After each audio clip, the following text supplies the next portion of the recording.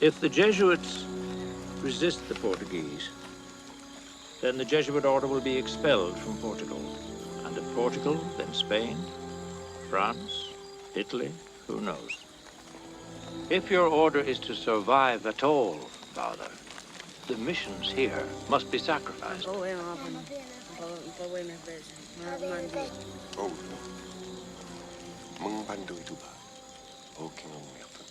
What were they saying? They said they didn't want to go back to the forest because the devil lives there. They want to stay here. And what did you say? I said I'd stay with them. Hello, listening people. Hello. Hello, Bartek. How are you doing? I'm doing all right, Ryan. How are you? Just all right. Aren't you feeling holy and spiritual and enlightened and perhaps even divine? Now that you mention it, yeah, I guess. Now that I mention it, yeah, I guess. I'm feeling a bit holy. I'm feeling a bit blasphemous for my want of just slaughtering people. I thought you said blessed. I feel blessed and blasphemous as well. But we are Spit and Polish Presents because we are both spitting young gentlemen and we both happen to be Polish. Our familial roots are from the most Catholic country in Europe. Is that true? Are they the most Catholic country in Europe, even over the Italians? Even over the Vatican, because the Vatican's really small. Well, yes, in comparison of numbers, I guess. Even over Italy. I think so. What's happening? Is there just less people in Italy? I guess. Or are they just losing their faith? I guess the Polish people just care more. When you think of Catholic Europeans, it's usually Italy and Ireland that are like the embodiment. They're the vocal ones, but they're generally better at English, so I don't know. I don't even know if that's true or not. I guess the Irish are, but the Italians, I guess, maybe. Yeah, I was going to question you. It's like, oh yeah, the Italians, their first language, English, of course. No, we are both here to talk about a movie that has come recommended. Here on the podcast, we have our show Pictures Powwow, where we do just that. We look at pictures in our powwow and we talk about movies. And the recommendation cycle goes Bartek 1 week, and then the week after that, it's myself, and the week after that, it is you, the listening people. That's right.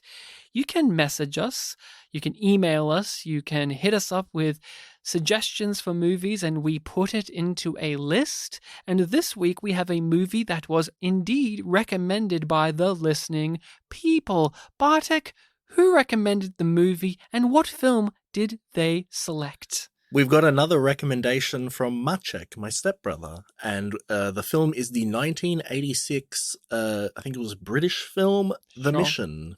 It has a lot of British talent, or UK talent in it. It has Liam Neeson and Jeremy Irons. So The Mission, 1986, starring, as I just said, Jeremy Irons, Liam Neeson, and more importantly, Robert De Niro. They put his name at the front like he's the lead of the movie, which, I guess. I feel like it's Jeremy Irons, but also it's kind of equal Takes with a little while for him to enter the picture. Robert De Niro? Mm-hmm. Yeah, and then he also exits the picture. But if the listening people have not seen The Mission, I would suggest that you do. It is a film based on historical events, quotations. I think the opening says that it is a true story, so it didn't even use the B word, based. Yes, but there's things that apparently in history say otherwise. But this is a tale about some Jesuit priests who are helping out and converting some natives in South America to the great ways of our Lord and Savior Jesus Christ. And wouldn't you know it, there is some grand politics beyond this mission between Spain and Portugal that makes the rights to the land that this mission is on swap hands. And so where does it leave the church? The church has to make a decision about the mission. Do they surrender it and let the Portuguese take it and turn these poor natives into slaves and or just outright massacre them? What's going to go on? And that is the struggle on the overall plot face of it. But really, it's a story about these Jesuits and them having to go up against whether it is more in line with the word of God to be pacifists in this or to directly fight back. And it's a very compelling story. So if you have not seen it, recommend that you do, because now we're going to get into more details of the story. And your stepbrother recommended this, and so I want to know your relationship with the film. Have you seen this before? I have. So, literally, first episode that we did this year, Tears of the Black Tiger, I brought it up in an indirect reason. We were teaching our friends from the Last Best B5 podcast, Ben and Steve, about the Australian phrase dog act. And one of them had this response that was like, they could just be making that up and, we'll just buy it because, we're American, we don't know if they're telling the truth or not. And to lend it some credence, I gave the iconic dog act story that I knew, which was related to this film. And I think I can guess what your history with this film is based on how that conversation went. Ryan and editing can honestly just copy paste that over this. But basically, I was telling the story and I was trying to recount like what the film was, and I was like, oh, it's this Robert De Niro film called The Mission. I was turning to you like that's what it was called, right? And you were like, I don't know. You did describe it pretty vaguely. You're like, there's this movie with De Niro in it, and I'm like, it's like, and it's a religious film because I watched tied it to a cross. Do you remember this? Yeah. And I'm like, I don't know this. Well, in the episode, I actually said raft. So there you go. There you go. I should have said cross because it was a cross, and it wasn't even De Niro. Yeah. You really sold me down the river. It was 2009, man. It was like 14, 15 years ago. It was an innocent time. But honestly, that opening is all I remembered from the film. I honestly am questioning, like, did we really watch this over like multiple religion classes? Because I only really remember that first scene. It's a very vivid scene. It's what the visceral, poster is. It's striking. It's what the poster is. And it gives you a frame of reference for what we can expect going down the line of the narrative. And it doesn't actually go that way. You're thinking you're going to perhaps watch a story about some Jesuits having to fight back against the natives, against these indigenous folks, and they're going to be met with violence and that they might be the antagonists. Yeah, but instead that they skip that completely. They go way past that and instead make it even bigger in scope about the church and these waging wars and disputes between two great powers in a land that they should not be in at all. And that was fascinating to me because I have no familiarity with the film. I have not seen this before. I have not heard of this before. When people go over the works of any of the actors that are in this, I never hear The Mission be brought up. No one is ever saying Robert De Niro in The Mission. No one is ever saying Jeremy Irons in The Mission. And so I don't know if that's just somehow it has passed me by, but I enjoyed this a lot. I had a great time with it, and I really liked the ambience that we were living in. And this actually felt reminiscent in vibes and construction to Amadeus. We did Amadeus a little while back, in which you're expecting this big, grand tale, but a lot of it is told through visuals and music, and the performances and the acting is very good, but it's in service of that stuff more so than you walking away saying Jeremy Irons gave this stellar performance in which he fully embodied this character.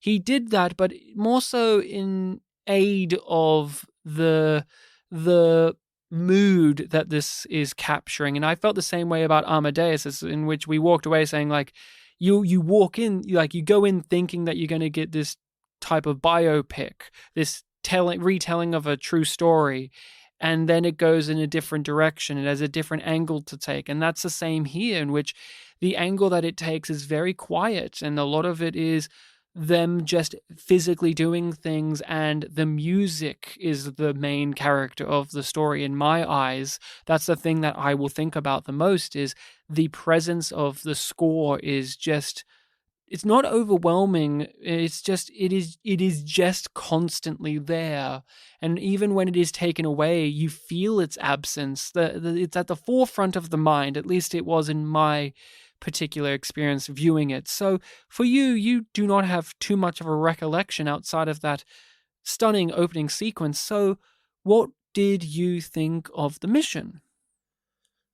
I liked parts of it, but I think that those parts are better than the whole. It's not as good as it's not the sum of the parts is whatever the saying is.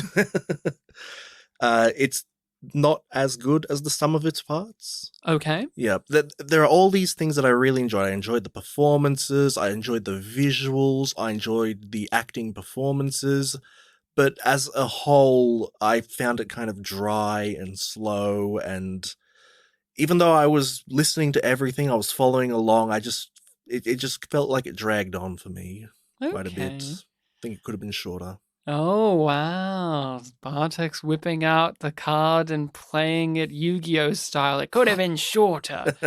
You know that this is a film that got under Bartek's skin in a way when he says it could have been shorter, because really, do you actually say that? That's me who says that, and then I have to provoke you if you have a thought on it. It's those films, I always think of you with the Neon Demon, where it's like, it could have been shorter. But, okay, fascinating. I was expecting you to like this a lot, because this does hit some of those things that we get a kick out of on this podcast when we're having to go through a film.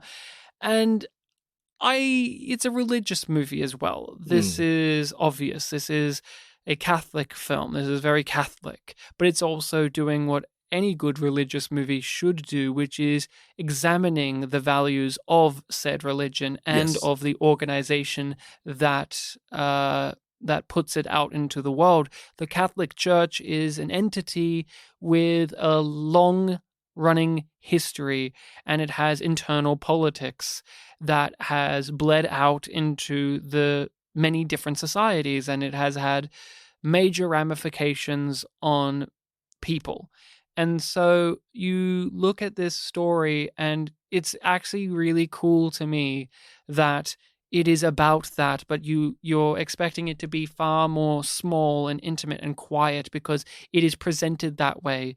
You, at least when I was going in, I, again, knew nothing of the film. I thought this was going to be a group of monks/priests getting in over their heads with these quote-unquote savages.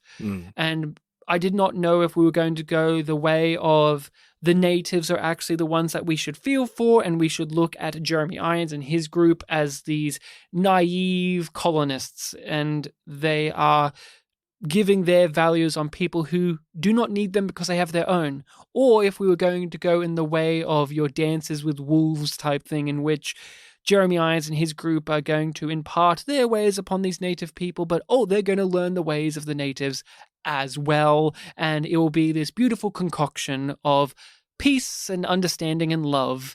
And then it pivots with Robert De Niro is now introduced, and it is going to be a tale of redemption and spirituality for him. But then it actually pivots again and goes into this more grand scale thing about these warring countries and the politics and the divisions, and just the Catholic Church putting on this face of care and love, but it's all bureaucracy. There's some good lines there that really capture that. Like there was one where it talked about like surgeons, they cut off limbs, and I was going to cut off this limb, but I was blown away by how beautiful it was, or something like that. And we have a character open this dictating a letter. And I didn't really know how that character was going to be brought into the story. But once he was brought in and they revealed his position in the Catholic Church, it made me look back at the framing device really differently and have a bit more of a pitiable look at this man, because there's obviously some heartbreak and some guilt to his narration that we see in the beginning, but we don't have the given context for it. And I assumed that it was going to be a classic case of this is him relaying to us, the audience, and to the higher-ups at the church, this tragic story about these Jesuits who met a nasty end because they were just too pig-headed and naive. And although that is true, the personal accountability that this man had for all of that, and the difference of how these Jesuits met their fate to what I was expecting going in. I thought it was going to be what Jeremy Irons was doing at the beginning, which is they're burying the man that got thrown down the river. And he felt bad because he sent that man to his death. And so now I must go and take his place and try and put right this indignity. And I assumed that this man dictating the letter, he was just a higher up version of that. Like, oh, I sent these men to this jungle. Right. Oh, now look how it happened. But no, once they physically brought him into the story, and he's this pompous guy with the wig and the red and the cross and the jewelry and all of that, and he's sitting higher than everyone else, I just salivated going, oh, you're even shittier than I was giving you credit for. And yet, to really go over it, the actor who plays that role never leans too heavy in the mustache twirling, pinky in the air, snobby man. He's pitch perfect in just having an amount of detachment from the humanity of the situation that he is having to make a decision about. What was his role again? He was I don't know if he was like a cardinal or something, but he was like a higher ranking I forget what they member were of the calling church. him. But He was the one that was basically like mediating all the different conversations. factions. Like, well, you need to apologize to this guy, yeah. And he was the one who had to deliberate and make the decision of what to do. He was interesting. He very much felt like he was in the middle of a lot of things. He didn't lean too far one way or the other. And it really propelled the drama. He never came in with an attitude of judgment.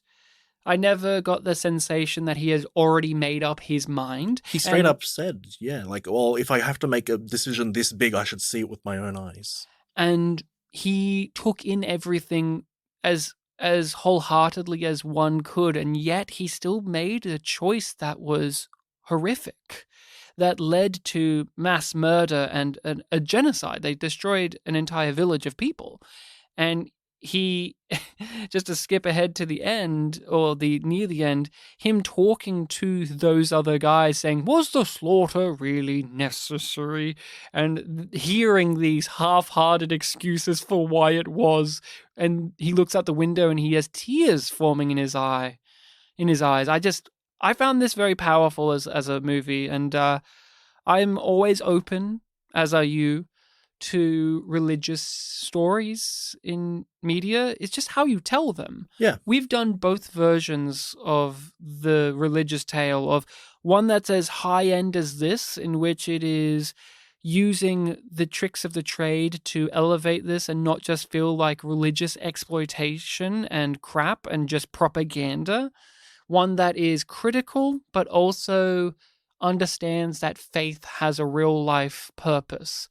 And we've had the opposite end with something like Meteor Apocalypse, which is a cynical, horrible, garbage piece of religious propaganda. And in that case, it wasn't even committed to being religious propaganda until like near the end. And then it just shrugged and said, oh, well, who cares? God is great. Bye. And you're like, wait, what? And so I'm always open to it if you can tell it in a way that is cinematic. I'm always interested to see how it's represented, even though it didn't end up being as focal as it seemed. Back when we did the film Saved, I remember I was watching it with that like lens of like, okay, what are they going to say about religion? And it wasn't really anything one way or the other about like if it's good or if it's bad. It was more about looking at the type of religious communities that do exist and making a comedy out of that. And I was really impressed that like, okay, they kind of didn't need to go into a deeper theological path for that one. They kind of used something a bit more familiar, and it was creative and pleasant. It's more of an examination, Saved, as is the mission, of not the religion itself, but the people that run those strands of the religion, the hierarchies, the structures, and the people who thrive and die in them. Especially when they have a stake in, like, the country's affairs. And you can say religion is useless and God doesn't exist, and you can say the opposite. You can say God exists and he does this and judgment of that. But what the mission is actually talking about is when we are left to our own devices, many of us would pick cruelty and perhaps even apathy if it benefits us. And how does someone who is a member of a religious organization like the Catholic Church reconcile that? How can you reconcile the flippant injustice of fellow human beings, people who were created by God in your viewpoint? How can you just shrug that off and still call yourself a person of faith? And when we zoom in on our actual Jesuits that are in the middle of all of this, there's a bit of that debate as well, in which Jeremy Irons is wanting to do the holy man pacifist approach of we don't fight back, it's barbaric and wrong. But Robert De Niro is also countering that by showing that there are many points in the Bible and in history that it has been necessary to fight back, that you have to save lives. You actually have to try. A little boy is struggling over here to get up because he's been shot. I'm going to go over and help that little boy get up, even if it means that it could cost me my own life, instead of the Jeremy Irons approaches, which is we all hold hands and sing. And that was really, to me, just eye-opening, because you want to side with Jeremy Irons, you want him to be right, but when you actually see the carnage unfold, the film doesn't really focus on him anymore. It's focusing on Robert De Niro and everything he's having to do and how he's having to juggle all of these things. And when it cuts back to Jeremy Irons, he's just slowly walking forward until he is dispensed with. And the film does not have a loving look at his death like it does with Robert De Niro, because I don't know if you would agree with this, but I think the film sides with Robert De Niro.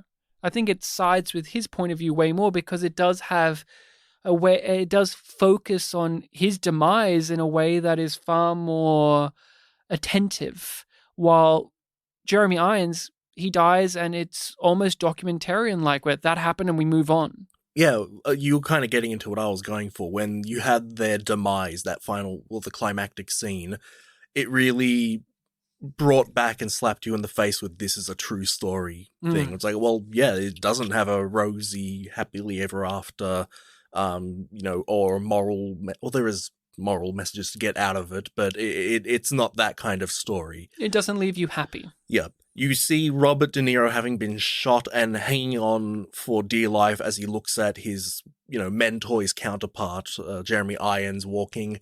He's still holding on. And then once Jeremy Irons is unceremoniously killed off, Robert De Niro soon just drops and follows along. And that's the end of our two lead characters, I guess you'd call them. Yes, yeah. And it does not leave you feeling good about humanity. Going back to the point that you were saying about, whether the film takes one side or the other, I think it is a little bit in the middle, but certainly when you have that final scene where Jeremy Irons and all the people are walking forward, one thing that I kept grasping onto is there were points where some of them were being killed off as they were walking and the others were not really reacting to it, like they're so determined, and it's this weird middle ground, this weird two-way thing where you can see the strength of their determination, but also the kind of coldness of the fact that they're not reacting to people younger than them right next to them falling. It's a division, because when we cut to Robert De Niro, it's the exact opposite. Everyone is hands-on, running around, doing their best to help one another out. Yet it is costing them their lives, very much so. And on the just pure face value, you're watching religious people outright murder other human beings. You're seeing Robert De Niro throw a spear at a guy, slit a person's throat, stab them, shoot people, and you have to contend with that. Like, you have to wrestle with that imagery in its own right of a religious figure being able and willing to kill. And that is what the argument is between him and Jeremy Irons. It's like, we shouldn't be doing that. Like, that's not what this is about. We have a certain obligation, and it is so much to take in. I'd say with Robert De Niro, it was a bit more plausible because of, his backstory and what he'd gone to up to that point. I had that a bit more with Liam Neeson, who was also in the river with Robert De Niro's side, and seeing him kill people when he previously was, a bit more like Jeremy Irons, that was... I totally agree. Why it's challenging with Robert De Niro is he wants, as does Jeremy Irons, his redemption. He is a man that was brought into this order because he killed his own brother, a man he loved, and he regrets that act of violence, and yet he has to live with it. But in his final moments, he has to go back to that man. Yeah. He has to go back to being the man who stabs people to death. But this time, he's fighting for a purpose. He's killing for something higher than himself, rather than just pure revenge mode, like he did with his own brother, where he just stabbed his own brother because he was jealous or had some agenda behind it. Yeah. Well, I guess I'm saying it's tragic, but not shocking for me. It is, but it's tragic, yes, but it is not shocking either. You can tell this is going to happen, but still, this is a film about watching the descent of a religious order because the higher-ups at the Catholic Church abandoned them.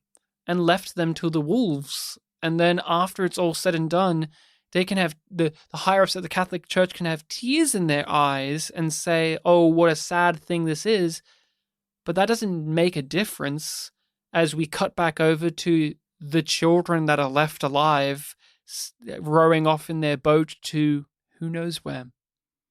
The Catholic Church can sit in their chairs and drink their wine and talk with the people who did the massacre and postulate if it was the right thing and feel sorry for themselves, but it doesn't change the fact that all of these people were murdered, their village was burnt to the ground, and we see it was for nothing.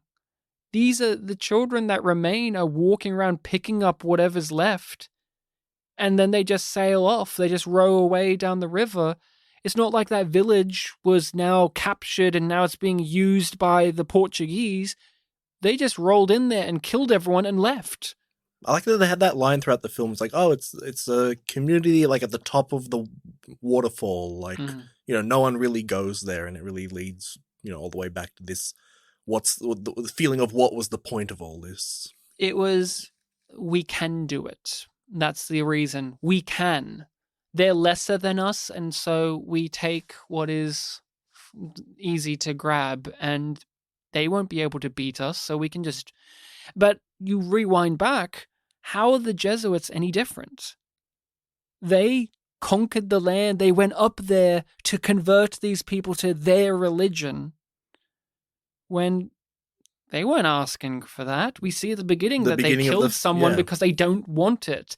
And yet at some point Jeremy Irons has wooed them and helped them go over. But also we see, thanks to the Catholics coming up there and saying, we're not going to help you, there's a great amount of them that say, well, fuck your religion then. We don't give a shit. You've let us down. We will fight. I'm a king, by the way. You have a king? I'm a king. Why don't you respect my kingdom? Oh, that's right. It doesn't serve your purpose anymore.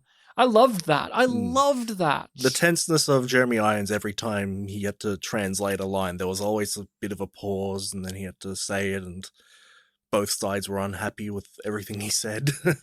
So I want to hear a little bit more from you, the elements of the film that did not gel with you. You talk about the pacing, that it kind of dragged on a bit. So I just want to hear some more of that from you. Like, what were the things that stood out to you that were moments or choices or just sequences that you were not really gravitating towards?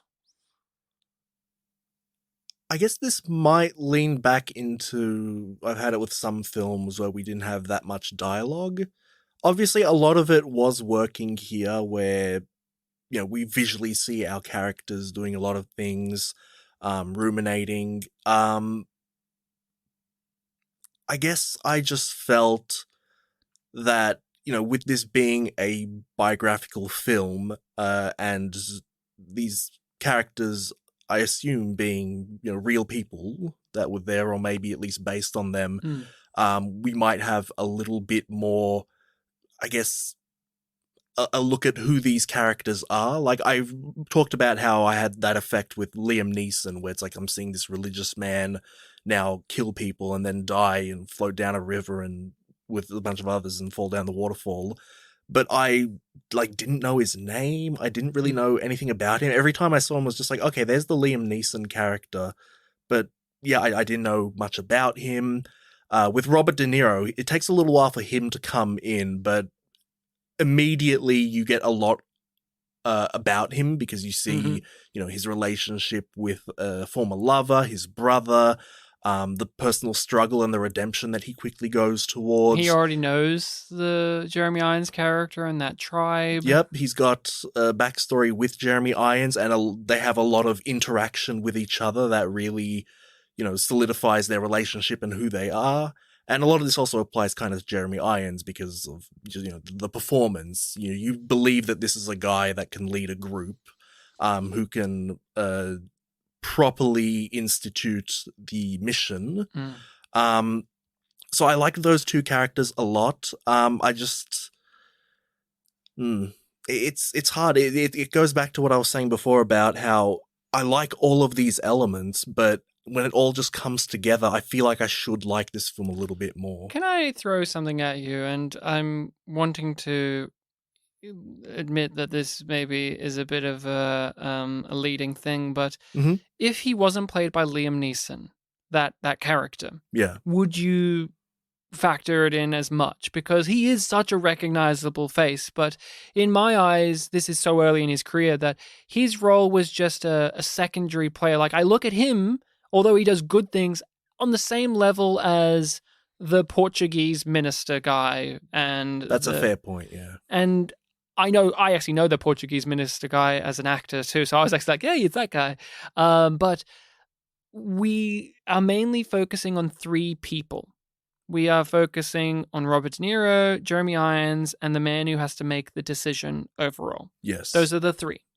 And I understood all of them, but this isn't a film outside of De Niro that's getting down and dirty in their lives outside of this conflict.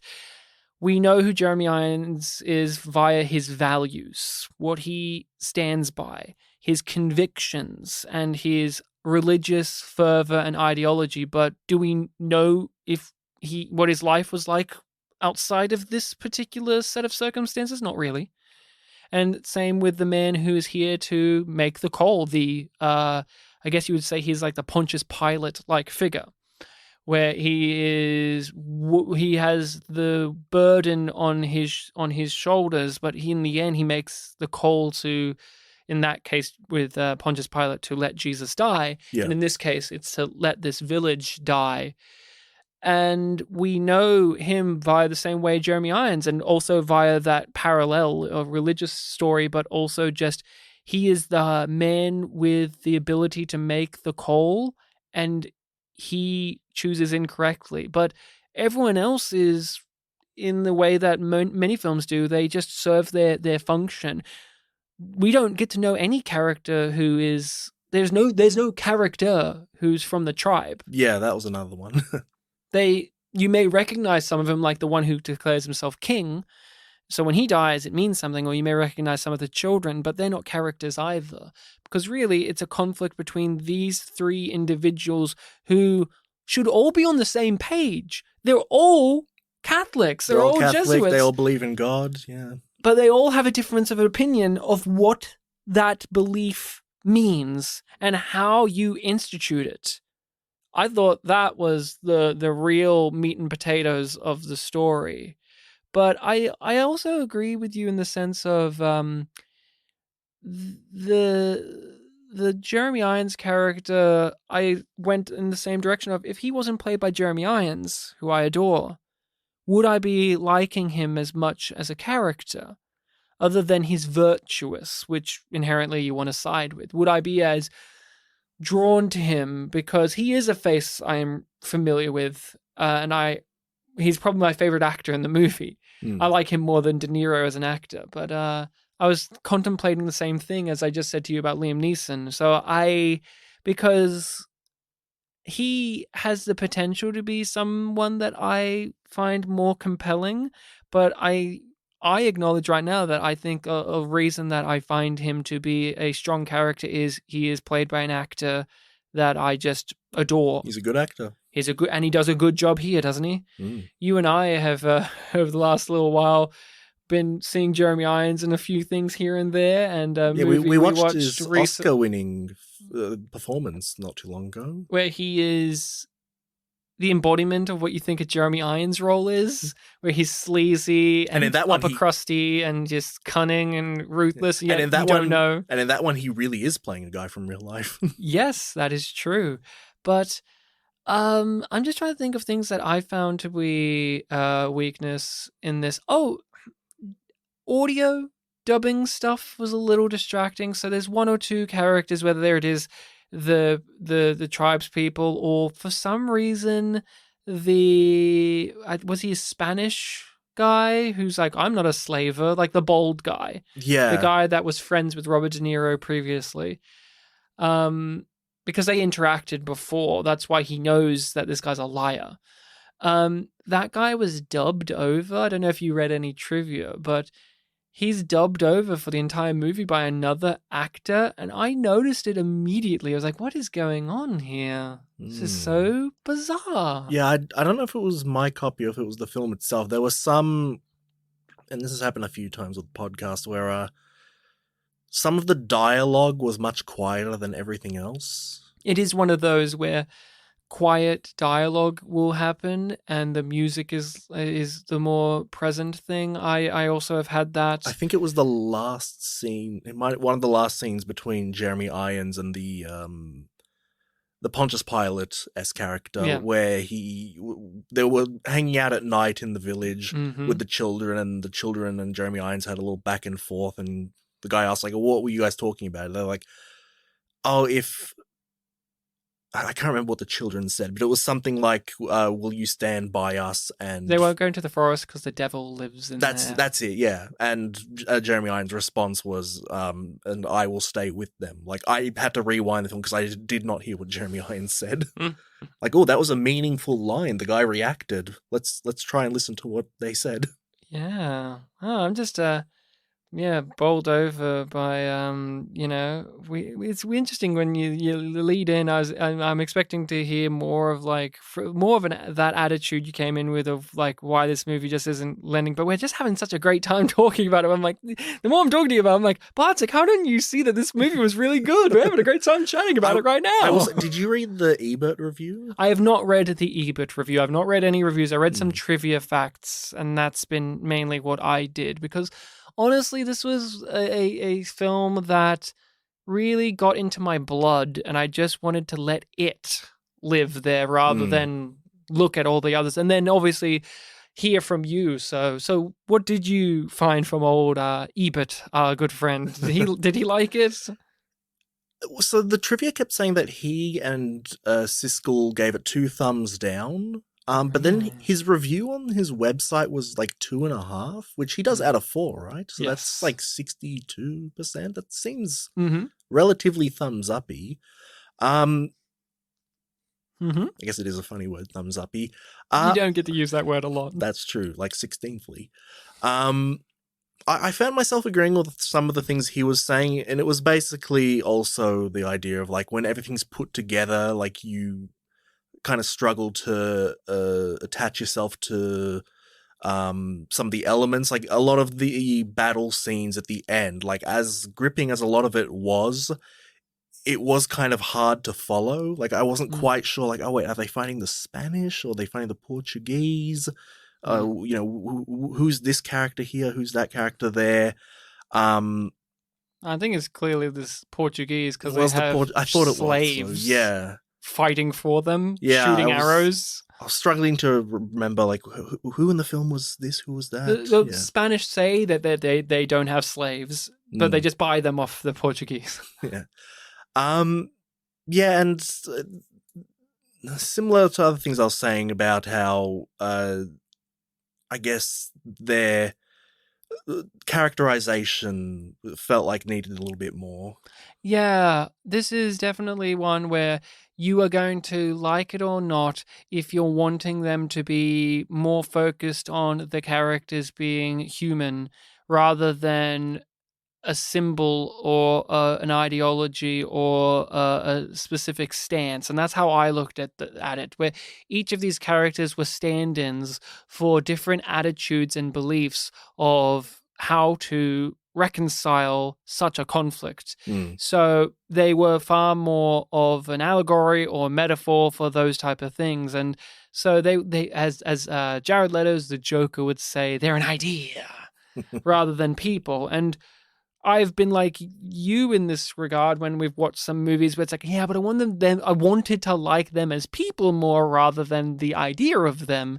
So I understand that detachment. Yeah, and it's one of those things where it's like I can see both sides. Like earlier, I was tossing up like whether I would criticize or not the fact that none of the natives were characters. I could very easily say like, they didn't have subtitles. We never heard them learn English. We didn't really get much personally from them. Whatever we did get translated was literally translated, secondary. But I think there is a merit to keeping them at a bit of an arm's length because we are following, the characters who are, invading their territory, invading their lives and applying their own beliefs to them. There is a merit to us not necessarily knowing them on the same personal level as the characters who can directly communicate with them. It is a deliberate choice. Yes, so I can't necessarily criticize that. No, and I get so annoyed with some online criticism nowadays where it's like, oh, they're not having that. It's like recently Oppenheimer came out and people were really upset that there's no Japanese people in that movie and there's not a Japanese side. It's like, that's not what that story is about. It's a story about the man who made the bomb and like what he has to go through with that. It's not about the bomb itself even and what it did to the Japanese. It's about the toll it took on that individual. And that's the same with this, in which there's a bit more, though, where these do have the traditional owners of the land, these do have the natives, these do have the indigenous people, but we don't get to know them because, in the end, no one got to know them. Jeremy Irons didn't really get to know them, and same with Robert De Niro and the Catholics and the Portuguese and the Spanish. They looked at them and projected their own values onto them or their own needs onto them. They are people who believe in God because I believe in God. And then when that's challenged, when the king of this tribe says, no, we don't believe because you aren't following it up on your end, Jeremy Irons doesn't reconcile that. He doesn't really know what to do with that. He just keeps going on like he has before, hoping that it will work. But here he is. The village is divided. Half of them are with Robert De Niro, fighting and killing and doing what they need to survive. And the other half is with him, singing. And you wonder how much they are aware of what they're doing, or if they are just indoctrinated into what Jeremy Irons wants them to do. It's really challenging stuff, and the movie doesn't leave you with a lot of answers. You get the thing at the end in text saying like there's still Catholics there and they're still fighting the good fight, and it just underlines that we haven't changed. That this cycle of violence and dehumanization and the disregard for others has continued on. And how do you feel about that? Because this also has the ability to uplift you. This can be an uplifting movie if you want it to be, even if it ends tragically. The fact that it exists is uplifting in its own right, because it is an acknowledgement of the horrors that we can inflict upon each other. And for people like me, that actually makes me feel better to know that we are at least acknowledging it and having time to reflect on it and hopefully learn from it and move forward. 100% agree, yeah. Rather than saying, I only like to watch happy movies because they make me feel good. I don't like to watch stories that make me sad. I will tell you this. When this was in the list of things, I remembered you talking about it at the start of the year, and I did not want to really watch it because it sounded like a boring religious movie, historical, and I don't even know how to say this, but I went, oh, this sounds like a Bartek movie. And sometimes a Bartek movie is not for me. But I'm actually astonished at how much I got out of this and how much it just really went in on things that I did not think of and wasn't going to give the film credit for when I heard what we were going to be talking about. And so, yeah, I do recommend this. If you have not seen The Mission, I say give it a go. This is a movie that I found rather haunting and challenging and thought-provoking. The Vatican has it on their great films list under the category of religion. Isn't that interesting? Hmm. Isn't it always fascinating when a movie or a piece of media that is criticizing or even making fun of said organization is heralded by that organization? I always think of Blackadder being a show that the royal family loves to bits, and it's like, do you know? They do know, but it's like, do you know that they hate you? But yeah, I heartily recommend it. I just want to hear from you before hearing if you want to recommend it. The music, what did you think? Yeah, it was good. The cinematography and the music really are, you said it yourself, its own kind of character. It is gorgeous to look at. It complements the music well. The music complements the visuals. It's one of the really strong elements of the film. It won for cinematography, not music, but these production elements of the film are top notch. Do you know who did the score? I read their name, but it's escaped my mind. Ennio Morricone, who did The Good, the Bad, and the Ugly. He did a bunch of Sergio Leone movies. He did The Thing.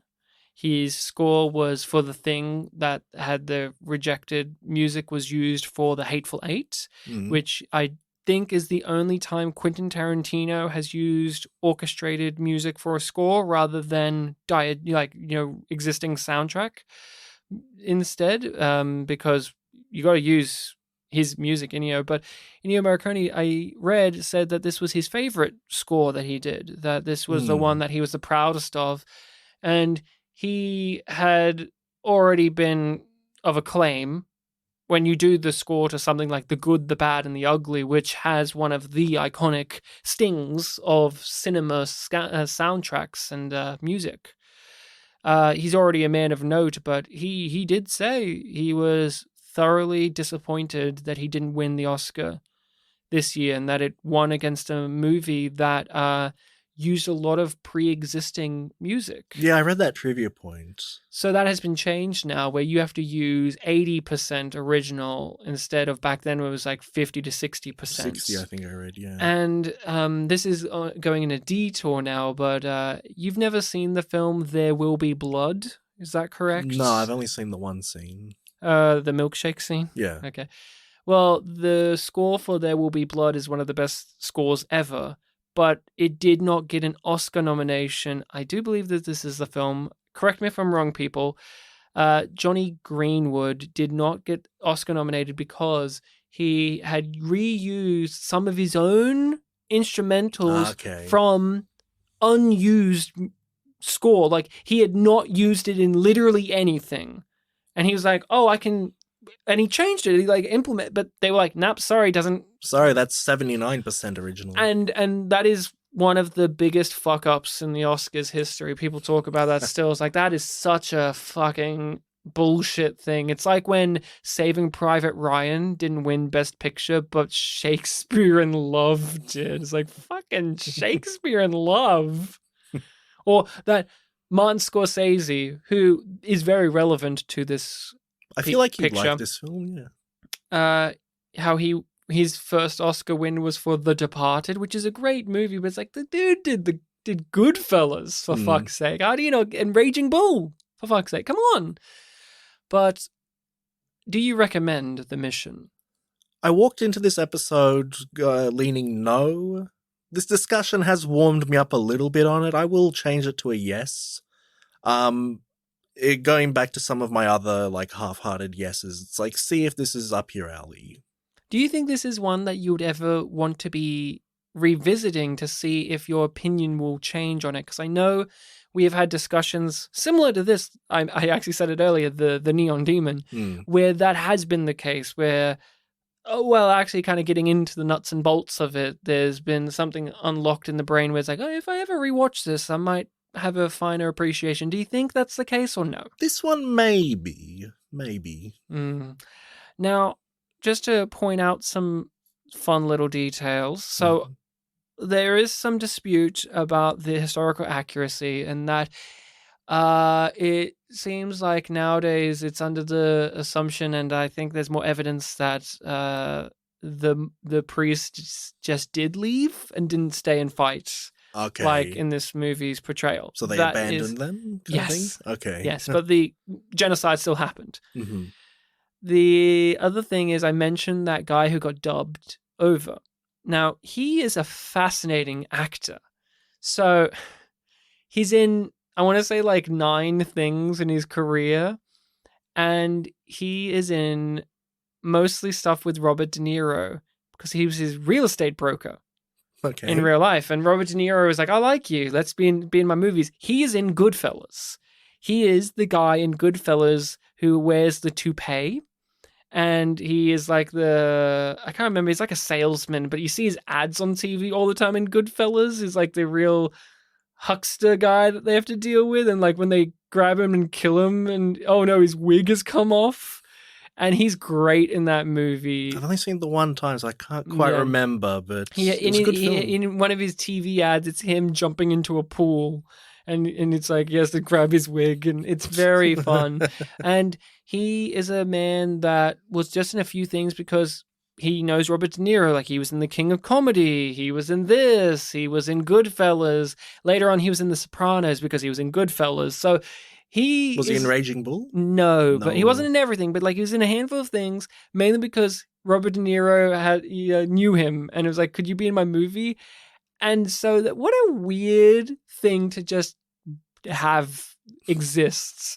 And I don't know how Robert De Niro convinced people. And then the big thing that I'm surprised we haven't really referenced is Martin Scorsese. I don't know how much he loved this movie, but he basically kind of did this movie called Silence. Do you remember Silence from like a few years? I think it was what he did after Wolf of Wall Street. It is the film about these Jesuit priests, and it's Andrew Garfield and Adam Driver are these Jesuit priests that have to investigate what happened to Liam Neeson. And it's kind of like Apocalypse Now meets this movie in a weird way. But it's very Catholic. It's very spiritual. And it's... I didn't mind it. I have to rewatch it again. It's been way too long. But I was watching this going, oh, yes. Martin Scorsese, baby. He liked this movie. De Niro's here. We all know he loves De Niro. And yeah, that just came to my mind. Also, this is a movie, too, where you have to accept that some white British guys... are good Spanish guys. That's one of those things you just have to accept that. Or Portuguese guys. Because De Niro, his character's Portuguese? I can't remember. He was a slave trader. Yeah, Rodrigo might be. But that is The Mission. I think we've talked about it pretty well. Not bad. Fun fact, Robert De Niro was the only person not to get dysentery. Oh yeah, I read that. That's interesting. I was noticing throughout the film, like, man, they're really in these places, and they're getting really dirty. Like, I remember when they cut off Robert De Niro's thing that he was dragging, and like you get so many close-ups of his face, and just like dirt all over his nose and his beard, and people are grabbing it and stuff. And it's just like, oh wow, I wonder how sick that man got. And turns out he was fine. He was the one that was fine. He was strong. He was, as George Carlin said, swimming in the Hudson River, so he was all immune to everything out there. So it is your turn now, Bartek, to recommend a film for us to discuss next time on the podcast. Is it a foreign film time this time? I cannot recollect. No, it is a American choice. I just want to double check quickly. Like, is the film I chose actually American? Yes, it is. Okay. I was having some last-minute anxiety. Insecure and anxious. Because it's happened before. I've recommended the film for one of my, categories, and it's like, oh shit, Una is not American, or oh shit, what was it? Enter the Dragon is a co-American production. That was a weird one. Yeah. So what is up next time on the podcast? So I talked about how this film, The Mission, was one of the films that I watched in Year 10 religion class. Oh, have you got another one? And remembered being a bit like, And I figured, why not knock out the other one as well? Okay. And I had to look up what the title was, because I remembered the premise of it, but not the title. So, funnily enough, this film that we just did, The Mission, recommended by Maciek, he previously recommended Desperado, which starred Antonio Banderas. This film also stars Antonio Banderas. Oh. So it's a 2001 film, and in 2001, Antonio Banderas did 3 films. He did... Was one of them Shrek 2? No. That was before Shrek. I think that was after Shrek, but before Shrek 2. So it was before Puss in Boots. Okay. One of them was the film I'm going to talk about. One of them was Spy Kids. And one of them was, I think it was like a erotic thriller. Okay. So it's like, religious film, kids film, and erotic thriller all in one year. So this film it's from 2001. It's called The Body. Okay. Yep, and it is also a film that I watched in Year 10 RE, Religious Education. The Body. Yep, and it, so it's also going to be a religious film that looks at some theological perspectives. Okay, I've never heard of it either, and I'm an Antonio Banderas fan. I have seen things of him, so... On the poster, he sees something as well. Oh no, it looks like The Sixth Sense. Yeah, kind of. So... we will be talking about The Body next time on the podcast. Thank you all so much for tuning in and listening. If you want to recommend films to us, or you just want to drop us a line, let us know your thoughts, feelings on things that we have discussed, as well as just what's on the brain, you can email us over at spitandpolished@gmail.com. And we can be found on social media under Spit and Polish Presents. We are on Facebook and currently X marks the spot. Whoa, Ryan, you're dating this episode. We don't call it X anymore. Oh yeah, we call it Y. Far out, man. What is I'll move past it, but what a stupid name. It should be Twiter. Yeah, so silly. But that is it. Thank you all so much for listening, and remember to be kind to each other, or the Catholic Church will come get you, which is a scary statement to say because they can come get you in many different ways. I think the point is, if you choose to be the type of person that always chooses kindness, maybe don't ever consider genocide as a side thing for your kindness. And never ever forget that this film was directed and written by the guy who produced the original script for the Super Mario Brothers movie. Wow. They saw this film and said, he should do a Mario Brothers movie. Yeah, they saw, they got in the jungle and they were really sick. They were really, really foolish to trust that fungus. Huh? Wait a second. Trust the fungus?